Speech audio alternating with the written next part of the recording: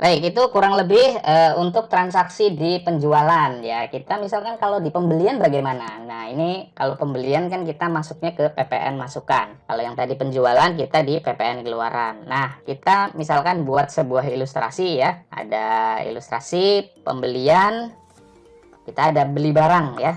Dari Eka Putra Seluler, nomor invoice-nya kita isi misalkan 01, kemudian tanggal berapa transaksinya misalkan tanggal 6 gitu ya. Sititnya tanggal 6 juga misalkan. Nah, kita ada membeli apa? Kita misalkan membeli Motorola C330 gitu ya. Sebanyak berapa? Misalkan kita beli 4 unit. Harganya berapa? Harganya 1 juta. Nah, maka akan tampil seperti ini ya. Ada DPP 4 juta, kemudian ada PPN 400.000. Nah, yang perlu sobat accurate isi manual di sini adalah di bagian sini ya. Di invoice text numbernya 010 titik ya, karena dia bertipe bukan pemungut PPN jadi 010 titik. Nah, di sini kita isikan nomor faktur pajak yang didapat dari vendor kita ya. Artinya faktur penjualan dari vendor kita ke kita, nomornya berapa. Nah, misalkan nomornya 800 strip 21 titik 1234567 misalkan ya. Kalau sudah kita tinggal save and close.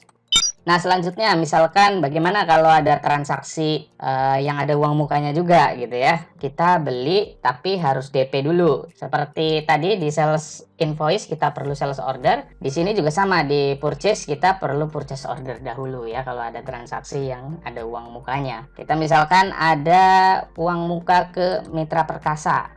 Ya, tanggalnya tanggal berapa? Misalkan tanggal 7 ya. Expected date-nya misalkan tanggal 7 juga. Kita ada membeli apa? Misalkan kita ada membeli Motorola T190.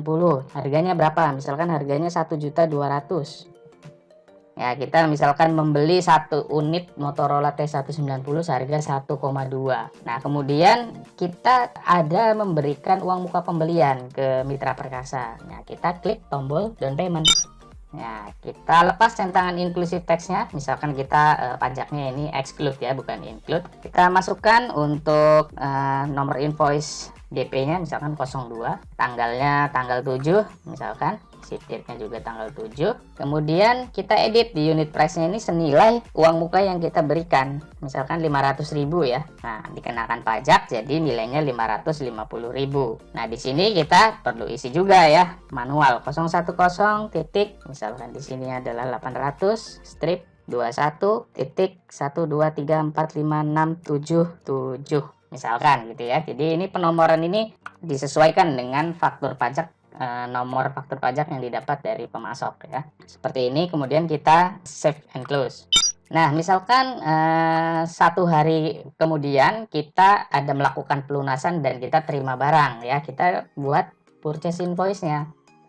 Jadi kita buat purchase invoice-nya atas nama Mitra Perkasa, fakturnya misalkan nomor 03 ya. Kemudian ininya tanggal 8, sheet date-nya juga tanggal 8, misalkan seperti ini. Kemudian, nah yang kita perlu lakukan adalah di sini select PO ya, karena tadi kita awalnya dari PO atau purchase order. Ya, kita klik, kita oke kan. Nah, di sini kalau sobat accurate perhatikan ada nilai 1,2, kemudian di sini ada down payment sebesar 500.000 ya, yang tadi sudah kita catat gitu. Nah, tinggal sisanya nanti kita lengkapi di sini adalah nomor faktur pajak untuk invoice settlement-nya ini. Misalkan 800 strip 21 titik 1234567 misalkan. Nah, seperti ini ya. Jadi kita ini membuat faktur pelunasannya atau faktur settlement-nya. Kita tinggal save and close kalau kita sudah selesai membuat. Jadi itu tadi di pembelian kita sudah mencoba mencatat transaksi pembelian yang biasa, kemudian ada pembelian dengan uang muka, kemudian transaksi berikutnya adalah transaksi pembelian dengan mata uang asing. Bagaimana? Sama juga caranya ya, dari purchase ke purchase invoice. Kemudian kita pilih vendornya siapa, misalkan Motorola ya. Nah, ini ada rate juga kita perlu perhatikan. Ini rate DPP, ini rate untuk fiskalnya. Misalkan kita buat nomor invoice-nya 04, tanggal transaksinya misalkan tanggal 9 ya. Kita ada membeli dari Motorola ya, satu unit barang. Misalkan di sini misalkan kita membeli Motorola C330. Nah, harganya berapa? Misalkan harganya $80 sini. Nah, kita akan muncul ya di sini untuk DPP-nya 80, PPN-nya adalah $8. Nah, selanjutnya yang kita perlu tentukan adalah di sini ya, di invoice tax numbernya 010 titik, kita isi di sini misalkan 800 strip 21 titik 1234567 misalkan ya. Kita tinggal save and close. Nah, berikutnya kalau kita ada retur bagaimana? Caranya kita sama dari activities ke purchase, pilih purchase return. Nah, misalkan kita ada retur ya dari ke Eka Putra Seluler ya untuk transaksi tadi faktur pembelian ya. Kita misalkan returnya tanggal 11 misalkan. Nah, di sini kita tinggal pilih item apa yang mau diretur dan sebanyak berapa. Tadi kita beli 4, katakanlah misalkan yang diretur 1 unit. Nah, kita tinggal buat seperti ini. Kalau sudah, kita tinggal save and close. Nah, katakan misalkan di bulan Juni ini transaksinya misalkan hanya seperti itu saja gitu ya. Setelah sudah selesai di bulan Juni, apa yang kita harus lakukan? Nah, kita harus melakukan proses ekspor ya. Jadi ekspor dari menu laporan atau report ke PPNBM. Nah, kita klik new, lalu kita tentukan periode bulannya, bulan apa yang ingin dilaporkan. Misalkan kalau Juni ya berarti kita tahunnya 2021 Juni ke Juni. Berikutnya kita bisa perhatikan di sini. Nah, transaksinya seperti ini. Kita bisa lihat nih seperti ini. Pajak masukannya seperti apa? Nah, seperti ini juga ya. Nah, yang perlu kita setting sebelum ekspor adalah di bagian ekspor ISPT e-faktur. Di sini ada lawan transaksi, kita centang tiga-tiganya ya. Jadi jangan hanya customer, vendor, tapi di pajak keluaran juga dicentang. Tujuannya apa? Tujuannya supaya kita tidak perlu mengekspor untuk barang dan lawan transaksi. Jadi ini kita bisa menghemat step ya yang harus dilakukan pada saat nanti kita import di e-faktur ya, seperti ini contohnya. Nah, untuk faktur pajaknya kita tentukan range-nya. Misalkan karena kita ingin lapor yang bulan Juni, kita isi 1 Juni sampai dengan 30 Juni. Kalau sudah, kita tinggal ekspor ya. Jadi kita nggak perlu ekspor barang dan lawan transaksi karena kita sudah centang ini. Kita tinggal pilih pajak keluaran ya, misalkan di sini kita masukkan pajak keluaran misalkan. Kemudian kita ekspor apa lagi? Misalkan ada retur pajak keluaran ya, retur keluaran. Kemudian ada apa lagi? Kita ada pembelian pajak masukan. Berarti di sini ada pajak masukan. Kemudian satu lagi adalah retur pajak masukan, retur masukan. Seperti ini.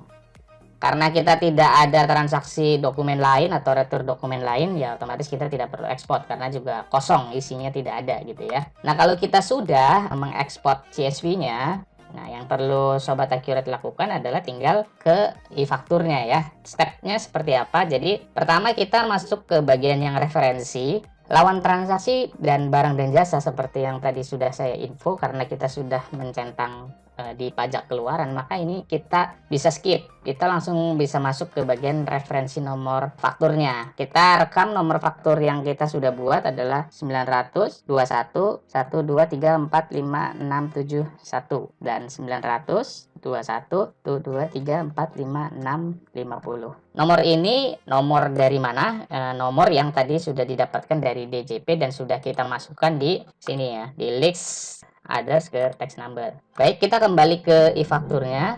Tadi kita sudah memasukkan untuk referensi nomor fakturnya. Berikutnya kita tinggal import untuk faktur pajaknya. Nah, kita masuk ke faktur, kemudian pajak keluaran, klik import. Nah, kita ambil pajak keluaran, proses import. Nah, di sini berhasil ya. Selanjutnya pajak masukan ya, kita klik import, open file, kemudian kita ambil filenya. Di sini adalah pajak masukan. Oke, import. Berhasil ya. Kemudian retur pajak keluaran. Nah, kita open file. Kemudian masuk ke bagian retur keluaran. Kita berhasil ya. Satu lagi terakhir adalah retur pajak masukan. Nah, masuk ke retur masukan. Kemudian kita klik proses import dan oke. Nah, sampai di sini kita sudah berhasil untuk mengimport CSV dari transaksi PPN yang ada di Accurate. Nah, kita bisa lihat nih contoh transaksinya yang sudah berhasil di import seperti ini. Nah, ini tadi contoh ya, multipon tadi kita ada transaksi, kita bisa klik preview, hasilnya kurang lebih seperti ini. Oke, kemudian tadi kita ada transaksi yang uang muka ya. Nah, ini hasilnya seperti ini. Kalau kita lihat. Ya, jadi di sini ada uang muka. Nah, settlementnya seperti apa? Seperti ini settlementnya. Jadi ada 1,7, kemudian ada uang muka, sehingga nilai yang dibayar tinggal sisanya seperti itu. Sama juga untuk yang faktur pembelian juga kita bisa lihat ya di sini untuk PPN masukannya kita bisa lihat di sini. Ya, kurang lebih seperti itu. Ya, baik Sobat Accurate, cukup mudah bukan cara untuk setup transaksi PPN dan proses ekspor impor dari Accurate ke e-fakturnya. Pastinya Sobat Accurate akan dengan mudah untuk memahaminya. Sekian dari kami channel Mastering Accurate. Terima kasih sudah menonton videonya. Jangan lupa untuk like, share, dan subscribe channel Mastering Accurate supaya kita makin tambah semangat untuk bikin videonya. Ciao.